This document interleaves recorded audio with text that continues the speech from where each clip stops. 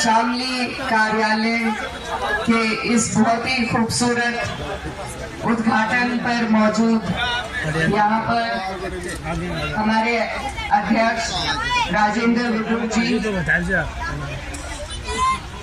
पूर्व राज्य मंत्री श्री सुदीप पवार जी, पूर्व ब्लॉक प्रमुख श्री शेर सिंह राणा जी, मेरे चाचा मुस्तकीम जी, यशपाल सिंह चाचा पप्पन जी, सुशील शर्मा जी, इस्लाम एमडी जी, मुकेश राणा जी, मकसूद चाचा और शामली के हमारे जितने भी यहाँ पर बड़े बुजुर्ग और मेरे पापा के साथी और मेरे भाई, सभी को मेरा नमस्कार, अस्सलाम वालेकुम।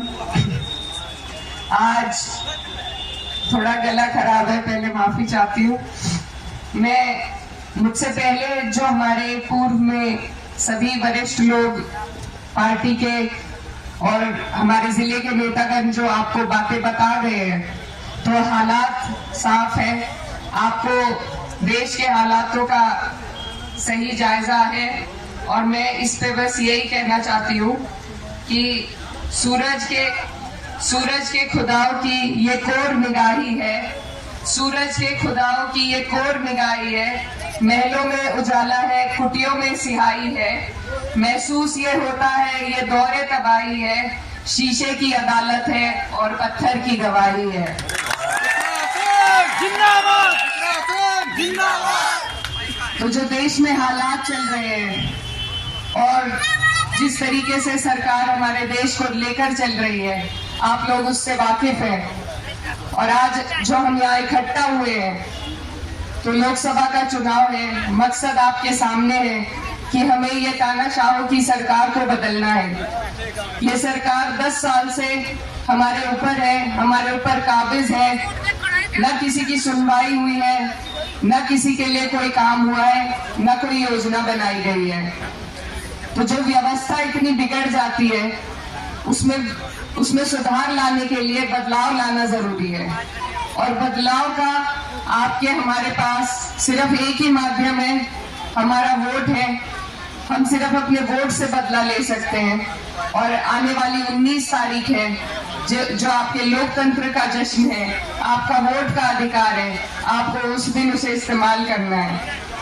हमारा ये जो जिला है, हमारे जिले में बहुत ऐतिहासिक परिणाम दिए थे 2022 में। जिले में यहाँ से भाजपा का सुपड़ा साफ करने का काम किया था। और आज भी हमारे जिले के जितने भी लोग यहाँ पर मौजूद हैं, सबके जहन में, सबके दिल में अभी भी वही बातें हैं। क्योंकि आपका कोई भी कामों का निस्तारण अभी तक हुआ नहीं है, चाहे वो हमारे गन्ने का भुगतान हो या हमारा एमएसपी का दावा हो, आज तक अधूरा है। हमारे 700 किसान भाई शहीद हुए, लेकिन सरकार ने नहीं सुनी। किसानों पर गाड़ी चलाई गई, उन्हें कुचला गया, लेकिन ये सरकार नहीं देगी। आज ये सरकार झूठे वादे देकर हमें बहलाना फुसलाने का काम कर रही है। लेकिन हमने मेरठ की मीटिंग में देखा कि जो हमारे पश्चिम के किसान नेता हैं, बड़े नेता रहे हैं और आज भी हैं, उनको किस तरीके से उनका अपमान किया गया, ये हम नहीं भूल सकते। हमारे मन में आज भी उनके लिए सम्मान है। लेकिन भाजपा ने जिस तरीके से उन्हें दरकिनार करने का मंच पर काम किया, ये आपके सामने है। ये सरकार किसी का हित नहीं चाहती। ये सरकार तो बस हमें आपस में लड़ाकर, कुछ पूंजीपति इनके साथी हैं, उनकी जेबें भरने का काम करना चाहती है और दूसरे हाथ से वही कमाई इलेक्टोरल बॉन्ड के जरिए उनसे ले लेती है। तो ये जो सरकार है, इसका ये कारवां 10 साल तक चल गया। अब अगर आप और हम आज भी ना समझे तो सरकार की गलती नहीं, फिर गलती हमारी है। क्योंकि ये हमारे पास मौका है। ये 5 साल के इंतजार के बाद, 5 साल की पछतावे के बाद ये मौका आता है। और अगर अब भी हम इससे चूक गए तो फिर से 5 साल का पछतावा होगा। हम जब यहाँ मीलों पर धरने देते थे, धरनों पर बैठते थे, तो हमारे बड़े बुजुर्ग सब यही कहते थे कि जब वक्त आएगा तो बताएंगे। आज ये वक्त आपके हमारे सामने है। अगर आज हमने इस वक्त की अहमियत को न समझा, आपस की छोटी मोटी नाराजगियों से अगर हमने इस सरकार को दोबारा अपने ऊपर हावी होने दिया, तो हम फिर 5 साल के लिए पछताएंगे। तो मेरे सभी बड़े बुजुर्ग, ये हमारे मुस्तकबिल का सवाल है, हमारे आने वाले कल का सवाल है। अगर आज हमने इसमें सुधार नहीं किया तो कल को पछतावा होगा। यहाँ से हमारे जो माननीय सांसद जी हैं, उनका कार्यकाल भी आपके समक्ष है। वो डबल इंजन की सरकार के सांसद थे। इतनी ताकत अगर कभी मेरे वालिद साहब को मिली होती तो वो पता नहीं क्या से क्या करते, आप लोग जानते हैं। लेकिन एक सांसद होना अपने आप में कम बात नहीं है, और डबल इंजन की सरकार का सांसद वो अपने क्षेत्र के लिए, अपने लोगों के लिए बहुत कुछ कर सकता है, लेकिन कर तभी सकते हैं जब इच्छा हो, और इच्छा है ही नहीं, इच्छा दिखाई ही नहीं दी। आप लोग सभी इस बात को जानते हैं कि एक जनप्रतिनिधि का सबसे पहला कर्तव्य अपने लोगों के बीच में आना जाना, उनके सुख दुख में शामिल होना, उनकी समस्याओं को समझना, उसका निस्तारण कराना या उसे बुलंदी से पार्लियामेंट में उठाने का होता है। हमारे यहाँ हम खुद शामिल हुए, कई धरने हमने दिए, लेकिन एक भी धरने की आवाज संसद में हमने उठती नहीं देखी। तो ये हमारे लोगों के साथ ये छल ही है एक तरीके से। आज आप अपनी आवाज को बुलंद कर सकते हैं, आपके पास मौका है। तो मैं बस यही कहना चाहती हूँ कि आप लोग इस मौके की नजाकत को समझे। ये बहुत अहम है, हम हर कहीं जाकर नहीं लड़ सकते, और जिस तरीके से भाजपा वाले वोट मांगते हैं सिर्फ प्रधानमंत्री जी के चेहरे पर, लेकिन हमारे काम तो यहाँ प्रधानमंत्री करने नहीं आएंगे, न मुख्यमंत्री करने आएंगे। काम तो आपका लोकल जनप्रतिनिधि करेगा, और जब आपका लोकल नेता आपके काम ना आए तो ना आपको सरकारों का लाभ मिलेगा, चाहे डबल या ट्रिपल इंजन हो जाए, आपको किसी का लाभ नहीं मिलेगा जब आपका यहाँ का नेता आपको लाभ नहीं दिला पाएगा। तो इस बात को हमें समझने की जरूरत है। कई लोग बहलाने फुसलाने की कोशिश करते हैं कि भाई सरकार को वोट दे दो। आपके पास भी आएंगे बहुत लोग कि सत्ता में रहो, सत्ता को वोट दो, तभी तो कुछ फायदा मिलेगा।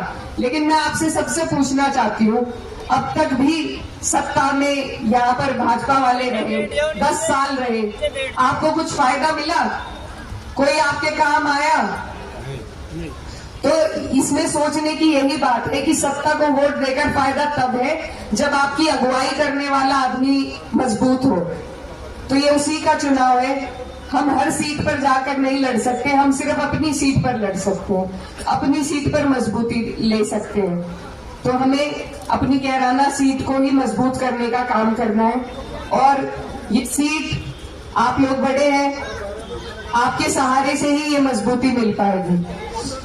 ये शामली शहर है, मेरे वालिद साहब यहाँ से विधायक भी रहे, सांसद भी रहे, और यहाँ बहुत से चेहरे मैं देख रही हूँ जो मेरे वालिद साहब के साथ ही रहे हैं। आज उनकी कमी महसूस हो रही है, लेकिन आप लोग भी मेरे वालिद समान हैं, और मेरे पिताजी का इतना लगाव था शामली शहर से कि वो ईद की नमाज उन्होंने कभी कैराना नहीं पढ़ी, वो हमेशा शामली आकर अपनों के बीच में ईद की नमाज पढ़ते थे। तो ये जो प्यार और लगाव आपका और हमारा है, इसको मेरे माध्यम से मैं चाहती हूँ आप लोग इसको बरकरार रखें, इसको हम आगे बढ़ाकर ले चलें। और इसीलिए आपके बीच में आपकी जिम्मेदारी बड़ी है, आप मेरे बड़े बुजुर्ग हैं, और आज मैं आप लोगों से, ये परिवार की सभा है, मैं वोट की अपील नहीं करने आई, मैं आप लोगों से आपको आपकी जिम्मेदारी सौंपने आई हूँ, क्योंकि ये चुनाव अब आपके सपुर्द है, ये आपकी जिम्मेदारी में है। आप मेरे बड़े हैं, आप लोग इस चुनाव की जिम्मेदारी को संभालेंगे तभी ये चुनाव हम जीत पाएंगे, क्योंकि चुनाव एलम से लेकर टोडरपुर मील तक है, इसमें सभी के सहयोग की, सभी के साथ की जरूरत है। और आज जैसा हम बैठे हुए थे, देख रहे थे कि कुछ तो रोजे का असर था, शायद कुछ मौसम ऐसा है तो जोश थोड़ा कम था, लेकिन मेरी आपसे दरख्वास्त है कि 19 तारीख को ये जोश में कमी ना हो, जोश को आप डबल करके दिखाइएगा। ये जो प्यार और मान सम्मान है आपका, ये जो प्यार और मान सम्मान है आपका, इसी को हमें जरूरत है वोटों में तब्दील करने की। हमारा चुनाव मजबूत है। हम किसी एक वर्ग या समाज या जाति के लिए चुनाव नहीं लड़ रहे, बल्कि 36 बिरादरी जो यहाँ पर मौजूद है और जो प्रताड़ित है इस सरकार से। कोई ऐसा वर्ग नहीं है जो प्रताड़ित ना हो, चाहे किसान वर्ग हो, हमारे मजदूर भाई हो, हमारी माताएं बहनें हो, और जो पुरानी पेंशन है वो उसकी बहाली की मांग है। तो कोई भी ऐसा आदमी नहीं है जो इस सरकार से कुछ गुहार लगा रहा हो और सरकार ने उसकी मंजूरी की हो। तो ये सभी लोग 36 बिरादरी, यहाँ पर किरणपाल कश्यप जी हमारे बीच में थे, उनका समाज आज हमारे साथ खड़ा है, क्योंकि भाजपा ने सिर्फ उनसे वोट लेने का काम किया, न कभी कुछ दिया, न सम्मान दिया, सिर्फ वोट लेते चले गए। और मेरा मानना है अगर कश्यप समाज बहिष्कार कर दे भाजपा का, तो भाजपा की एक भी सीट कहीं से नहीं निकल सकती। इसी की तरह हमारा सैनी समाज, जिनके साथ इन्हीं के जनप्रतिनिधि दुर्व्यवहार कर रहे हैं, हमारा ठाकुर समाज है, जाट समाज है, पाल समाज है, कोरी समाज है, दलित समाज है, सभी लोग परेशान नजर आ रहे हैं और इस बार एकजुट हो रहे हैं, क्योंकि काट की हांडी बार बार नहीं चढ़ती। बंटवारे की बातें हो चुकी, खत्म हो चुकी। हमारे यहाँ ना कभी कोई भेदभाव था, ना आज है। अब मुद्दे की बात होगी, अब विकास पे बात होगी, अब सम्मान की बात होगी, और ये स्वाभिमान का ही चुनाव है। अगर आप लोग सब अपनी स्वाभिमान की लड़ाई लड़ना चाहते हो, तो आप लोगों को इंडिया गठबंधन के साथ मजबूती से खड़ा होना पड़ेगा। ये सारी बातें आपके सामने। आज हमारे चुनाव का कार्यालय का उद्घाटन हुआ है। आप लोग चुनाव आज से नहीं, कई सालों से लड़ते लड़ाते आए हैं। मुझे आपको बताने की जरूरत नहीं कि कैसे करना है, लेकिन क्योंकि रमजान है, अब फसल का समय आ गया है, तो आप लोग थोड़ा सा टाइम, ये 15-20 दिन का टाइम है, मेरी आपसे यही गुजारिश है कि थोड़ा थोड़ा टाइम आप थोड़ा चुनाव में भी दीजिए, क्योंकि ये हम सब के आने वाले कल का सवाल है। अगर आप लोग अपने अपने वार्ड की, अपनी गली की, अपने मोहल्ले की, अपने गांव की जिम्मेदारी लें और ध्यान दें सबसे ज्यादा वोट परसेंटेज पे। हमारा चुनाव सत्ता के पक्ष से चुनाव है, वो हर हथकंडे आजमाएंगे, वो सारी कोशिशें करेंगे जैसे आज तक करते आए हैं, लेकिन आपको और हमें घबराना नहीं है। हमें हिम्मत से काम लेना है और अपनी मजबूती रखनी है, बूथ की मजबूती रखनी है, बूथ की और वोट की मजबूती रखनी है। हमारे जितने भी साथी यहाँ पर खड़े हैं, आप लोग अगर पर्चियां पहले निकलवा लें, पहले से अपने बूथ देख लें, कस्बों के लिए खासकर, क्योंकि बूथ अक्सर बदल दिए जाते हैं, तो अगर बूथों की पहले ही देखरेख हो जाए कि किसका वोट किस बूथ पर है, पर्चियां निकल जाए सबकी। ऑनलाइन अभी भी वोट बन रहे हैं, बीएलओ तो नहीं बनाएंगे अब, लेकिन ऑनलाइन आप बनवा सकते हैं। तो ये सारी जो चीजें हैं ये अहम है, इन पर हमें ध्यान देने की जरूरत है। हमें भी जरूरत है वोट परसेंटेज बढ़ाने की, तो आप लोग ज्यादा से ज्यादा कोशिश कीजिए, जो आपके साथी हैं, आस पड़ोस के लोग हैं, उन्हें एकजुट कर कोशिश कीजिए कि ज्यादा से ज्यादा उस दिन वोट निकल सके, वोट डल सके।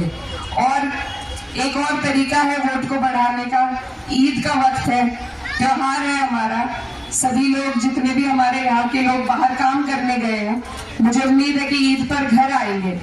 तो मेरी आप सबसे गुजारिश है कि उन लोगों को आप कम से कम एक हफ्ता और रोकने का काम करें। एक त्योहार वो ईद का मनाए और एक हमारे लोकतंत्र का त्योहार मनाकर ही जाए, अपना वोट डालकर ही जाए। नमाज का वक्त हो गया है, तो यही अपनी बात खत्म करती हूँ। आप सबसे दुआओं की दरखास्त है। बहुत बहुत शुक्रिया।